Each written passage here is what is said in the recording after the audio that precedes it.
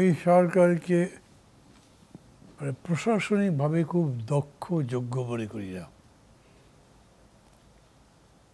এই সরকারের প্রধান যিনি প্রফেসর ইউনূস, সে হিউজ পার্সোনালিটি, সবাই তাকে চিনি আমরা, কিন্তু হয় কি ধরেন খুবই বড় মাপের, ধরেন ওয়ার্ল্ড নাম্বার 1 ক্রিকেট প্লেয়ার, তাকে ফুটবলের মাঠে নামিয়ে দিলে সে তো পারবে না, কোনো খেলতেই পারবে না। এইখানে আমার কাছে এরকম মনে হয়েছে, এই যে প্রশ্নটা করলেন, এই দেশে এই 9 মাসে কোনো কর্মসংস্থান হয়েছে বলে আমি জানি না। হ্যাঁ, কী কাজ করতে পেরেছেন, ধরেন তাদেরকে পরিস্থিতি ফেভার করেছে, রেমিটেন্স অনেক বেড়েছে। এই রেমিটেন্স বাড়াতে আপনি বিদেশি অনেকগুলো ডেট সার্ভিসিং করতে পেরেছেন, না হলে তো দেশ অন্ধকার হয়ে যেত। আপনি বিদ্যুতের বাকি শোধ করতে পেরেছেন, এক্সপোর্টও বেড়েছে।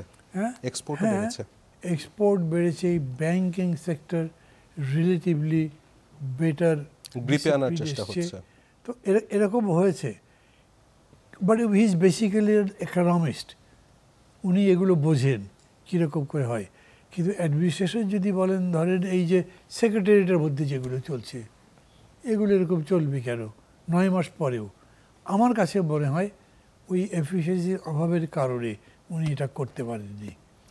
এছাড়া আমার কাছে মানে জবাব নেই বাস্তবত।